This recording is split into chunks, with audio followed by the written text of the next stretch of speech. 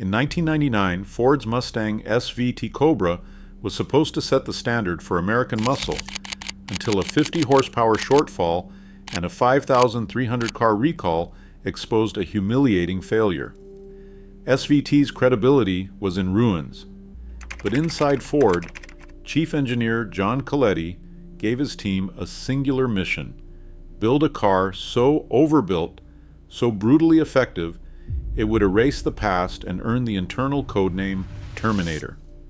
With a cast iron block, forged pistons, and an Eaton M112 supercharger quietly delivering 8 pounds per square inch, the Terminator's official 390 horsepower rating was a lie, hiding true dynamometer figures above 420. Why did Ford go so far? And what does it take to turn public embarrassment into automotive legend? This is where the comeback begins. No one at Ford could ignore the fallout. Production lines ground to a halt. 5,300 Cobras sat in limbo, their promised 320 horsepower exposed as an empty boast. Owners flooded dealer lots, furious at the gap between expectation and reality. The press, led by the Detroit News, hammered SVT for letting the Mustang's reputation slip. Inside Ford, John Coletti took the blow personally. As SVT's chief, he had built his career on performance that delivered.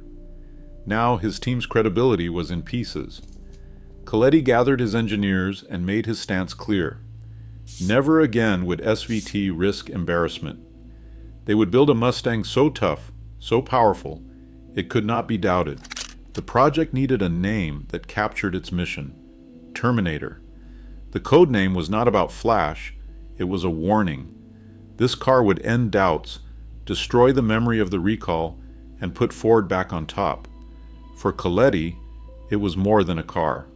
It was payback, forged from disappointment and driven by a promise to never repeat the past. SVT's answer started with a Roots-type supercharger, the Eaton M112. This was not a bolt-on afterthought. Eaton's 112 cubic inch blower was engineered to deliver instant torque, pouring out 8 pounds per square inch of boost from the moment you stepped on the throttle. The M112 did not just wake up the 4.6-liter V8, it transformed it. Ford rated the new Cobra at 390 horsepower, but the numbers did not add up on the street. Independent dyno shops rolled out stock Terminators and measured 420, sometimes 430 horsepower at the wheels, figures that pointed to a true output far above what the brochure claimed. The secret lay in the supercharger's efficiency and the conservative factory tune, a combination that left rival muscle cars and imports scrambling to keep up. The Eaton partnership gave SVT the edge, but this much boost meant the engine needed to be tougher than anything Ford had built before. That challenge would define every decision that followed. Strength started at the core. SVT threw out the old aluminum block and replaced it with a cast iron foundation. Heavier, yes, but built to take punishment the previous Cobra could never handle. Every major piece inside was chosen for one reason: survive boost, heat, and abuse that would split lesser engines. The crankshaft was forged from steel, able to shrug off the twisting force of the supercharger. The pistons were forged too, designed to keep their shape under cylinder pressures that soared far beyond stock. For connecting rods, SVT looked to the same kind of robust H-beam design used by racers, and in some builds sourced from Manly, parts proven in engines, making double the factory output. This wasn't just overkill for bragging rights. Terminator's bottom end quickly earned a reputation in tuner circles. Stock internals could take 700, 800, even 900 horsepower without complaint. It was a message from Ford: this car was not going to break, no matter how hard you pushed. That iron block set the stage for a new kind of Mustang, one that could handle as much power as anyone dared to throw at it. The Terminator's power was only half the story. SVT knew that unleashing 390 pound-feet of torque would test more than just the limits of the engine. The independent rear suspension, first seen on the 1999 Cobra, had a reputation for snapping half shafts and squirming under pressure. This time, SVT didn't gamble. They fitted the rear with beefier, high-strength half shafts, thicker than before, and built to handle launches that would have left earlier Cobras stranded. Revised bushings, stiffer and more durable, kept the independent rear suspension planted when torque hit hard. The result was a Mustang that could devour a quarter-mile without shattering its backbone, yet still carve corners with the poise of a European coupe. Chassis specialists inside SVT issued bulletins and tweaks, dialing out wheel hop and flex.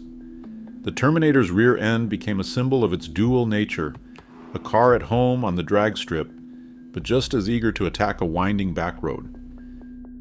Transferring all that power to the pavement called for a gearbox that could do more than just survive, so SVT turned to the Tremec T-56 6-speed manual. This was not a parts bin compromise. The T-56 had already proven itself in heavy hitters like the Dodge Viper and Corvette Z06, known for handling big torque without flinching. In the Terminator, it did more than just muscle through hard shifts. The real trick was its sixth gear, a true overdrive that dropped highway revs and kept the supercharged V8 loafing at cruising speed. That meant less noise, better fuel economy, and a car that could cross states as easily as it blitzed a drag strip. The T-56's robust design and tall top gear gave the Terminator range and refinement, civilizing its brute force without dulling the thrill. Every line on the Terminator's body was drawn with a purpose. The front fascia isn't just for show. It's a wide-open invitation for cool air to rush in, feeding the hungry intercooler and radiator behind it. Oversized fog light bezels double as functional air inlets, channeling flow to where it's needed most. Above, the hood tells its own story. Two distinct heat extractor vents stand ready to pull hot air straight out of the engine bay, keeping temperatures in check when the supercharger is pushing hard. These aren't decorative touches. SVT's styling engineers worked side by side with the thermal management team, shaping every vent and opening to serve the car's performance mission. The result is a Mustang that wears its aggression honestly.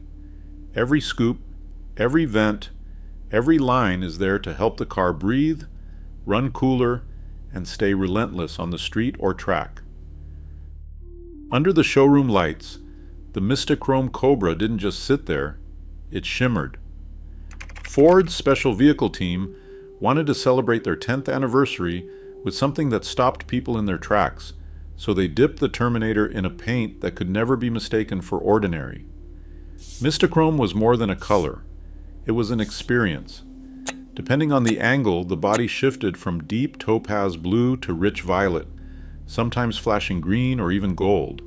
This wasn't a vinyl wrap or a clever decal. The effect came from tiny prismatic flakes, borrowed from the world of custom show cars, suspended in multiple layers of factory paint. Only 1,010 Mystichrome coupes and 495 convertibles ever left the assembly line, each one a rolling light show. But the spectacle didn't end with the exterior. Open the door and the seats greeted you with color-shifting leather inserts, echoing the wild paint outside. Owners talk about the way strangers would stop and stare, trying to figure out if their eyes were playing tricks. On sunny days, the car seemed alive, pulsing with every shift in the light. For many, Mystichrome wasn't just a paint option. It was a badge of honor, a sign that this Cobra belonged to a rare breed. Even among monsters, it stood out as something special, proof that performance and artistry could share the same skin. In 2002, Chevrolet shuttered the Camaro and Pontiac rolled the last Firebird off the line. For the first time in decades, America's muscle car battlefield fell quiet, at least on the General Motors side. Into that vacuum rolled the Terminator Cobra, its supercharged V8 and independent rear suspension offering something no rival could. A factory-built street weapon with the manners of a grand tourer and the heart of a drag strip bruiser. With the F-bodies gone, the Cobra became the great equalizer. It was the only car left in its price range that could line up against European icons and come away with its dignity, and often the win. Collectors and enthusiasts took notice. As the years passed, the value of the Terminator didn't just hold steady, it began to rise. Hagerty's valuation charts show prices tripling for clean, low-mile examples since 2010, a rare feat for a modern Mustang. Auction sites like Bring a Trailer regularly feature bidding wars, with Mystichrome cars and unmodified coupes fetching premiums that would have seemed impossible when these cars were new. For long-term owners, the payoff isn't just financial. It's the satisfaction of seeing a car once born from crisis now celebrated as a benchmark, the bridge that carried the Mustang from its muscle-bound past into the era of the horsepower wars. The Terminator's legacy is secure, not just as a comeback, but as a legend in its own right. Today, the Terminator's forged heart and supercharged legacy spark new bidding wars and inspire modern tuners. As automakers chase ever higher numbers, one truth remains. Credibility once lost demands overkill to reclaim. Some monsters never die, they just get faster. What's your ultimate redemption story? Drop it in the comments.